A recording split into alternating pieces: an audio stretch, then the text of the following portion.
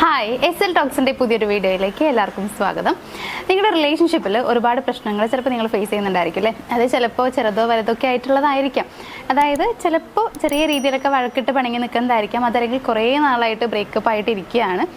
പ്രത്യേകിച്ച് ഇപ്പോൾ അവരെക്കുറിച്ച് അറിയുന്നൊന്നുമില്ല. അപ്പോൾ എങ്ങനെയൊക്കെ അവർ തിരിച്ചു വരണം എന്ന് ആഗ്രഹമുണ്ട്. ഇങ്ങനെയൊക്കെ വിചാരിക്കുന്ന ആളുകളുണ്ട്. പ്രോബ്ലംസ് ഒക്കെ ഡിഫറെൻ്റ് ആയിരിക്കാം.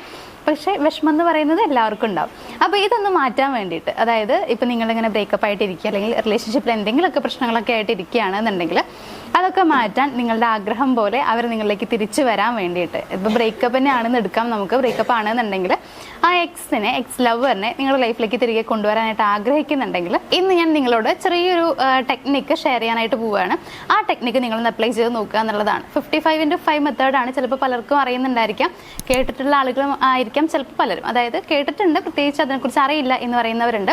അങ്ങനെ അധികം ചെയ്ത് നോക്കിയിട്ടുള്ള ആളുകളുണ്ടായിരിക്കും. ചെയ്ത് നോക്കിയിട്ടുള്ളവരാണെന്നുണ്ടെങ്കിൽ നിങ്ങൾക്ക് അതിൻ്റെ റിസൾട്ട് എത്രത്തോളം ആണെന്നുള്ളത് അറിയുന്നുണ്ടാവും.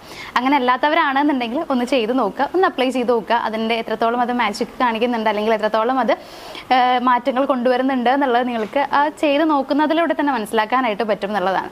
അപ്പോൾ ഇപ്പോൾ ഞാൻ പറയാൻ പോകുന്ന ടോപ്പിക് എന്ന് പറയുന്നത് ഞാൻ പറഞ്ഞു കഴിഞ്ഞു, 55x5 മെത്തേഡാണ്. വളരെ ഈസി ആയിട്ട് നമുക്ക് ചെയ്യാൻ പറ്റുന്ന, എന്നാൽ അത്രത്തോളം പവർഫുൾ ആയിട്ടുള്ള ഒരു ടെക്നിക്കാണ്. ഇതെങ്ങനെ ചെയ്യാന്നുള്ളത് ഞാൻ പറയാം. ഇതിന് വേണ്ടിയിട്ട് നിങ്ങളൊരു 5 ദിവസമാണ് മാറ്റി വെക്കേണ്ടത്. 5 ദിവസം രാത്രിയും രാവിലെയുമാണ് നിങ്ങൾ ടെക്നിക്ക് അപ്ലൈ ചെയ്യേണ്ടത്. അപ്പോൾ നിങ്ങളുടെ കയ്യിൽ ഒരു ബുക്കും പേനയും ഉണ്ടായിരിക്കണം. പേപ്പർ എനിക്ക് തോന്നുന്നു ബെറ്റർ ആയിരിക്കും ബുക്കാണെന്നുള്ളതാണ്. കാരണം 5 ദിവസം നമുക്കിതിൽ എഴുതാനുണ്ട്.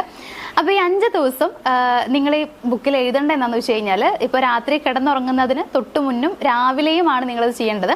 അപ്പോൾ ബുക്കിൽ എഴുതേണ്ട സെൻറ്റൻസ് എന്നുള്ളത് ഞാൻ പറയാം.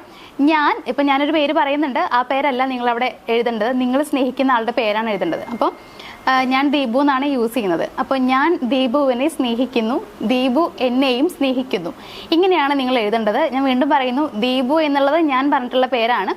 നിങ്ങൾ സ്നേഹിക്കുന്ന ആളുടെ പേര് എഴുതാനായിട്ട് ശ്രദ്ധിക്കാം. അപ്പോൾ ഞാൻ നേരത്തെ പറഞ്ഞതുപോലെ തന്നെ ഇത് നിങ്ങൾ 5 ദിവസമാണ് ചെയ്യേണ്ടത്. 5 ദിവസം രാത്രി ഉറങ്ങുന്നതിന് തൊട്ട് മുന്നും രാവിലെ എഴുന്നേറ്റ് കഴിഞ്ഞാലും ചെയ്യാനായിട്ട് നോക്കുക.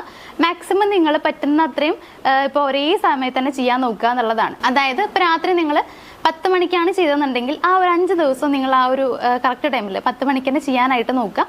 രാവിലെയും അതേപോലെ തന്നെ ചെയ്യാന്നുള്ളതാണ്. അപ്പോൾ ഇതൊന്നും നിങ്ങൾ അപ്ലൈ ചെയ്ത് കഴിഞ്ഞാൽ ഉറപ്പായിട്ട് നിങ്ങൾക്ക് നല്ല മാറ്റം ഉണ്ടാവും എന്നുള്ളതാണ്. അപ്പോൾ ഇവിടെ ചെയ്യുന്ന സമയത്ത് ശ്രദ്ധിക്കേണ്ട മറ്റൊരു കാര്യം എന്ന് വെച്ച് കഴിഞ്ഞാൽ, നിങ്ങൾക്കൊരു കാരണവശാലും അവരോട് യാതൊരു നെഗറ്റീവായിട്ടുള്ള ഫീലിങ്സ് അല്ലെങ്കിൽ നെഗറ്റീവായ ഒരു തോട്ട്സും ഉണ്ടാവരുത് എന്നുള്ളതാണ്.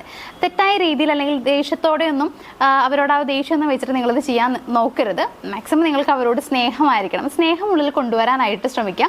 ആ ഒരു സ്നേഹത്തോടെയും പോസിറ്റീവ് ചിന്തകളോടും കൂടിയിട്ട് മാത്രം നിങ്ങളത് ചെയ്യുക. ചിലരൊക്കെ വാശിപ്പുറത്ത് ചെയ്യുന്ന ആളുകളുണ്ട്. അതായത് ഇത് ചെയ്തിട്ട് ആൾ തിരിച്ചു വരട്ടെ, എന്നിട്ട് ഞാൻ പ്രതികാരം വീട്ടും, ഇങ്ങനെയൊക്കെ പറയാൻ ചെയ്യുന്ന ആളുകളുണ്ട്.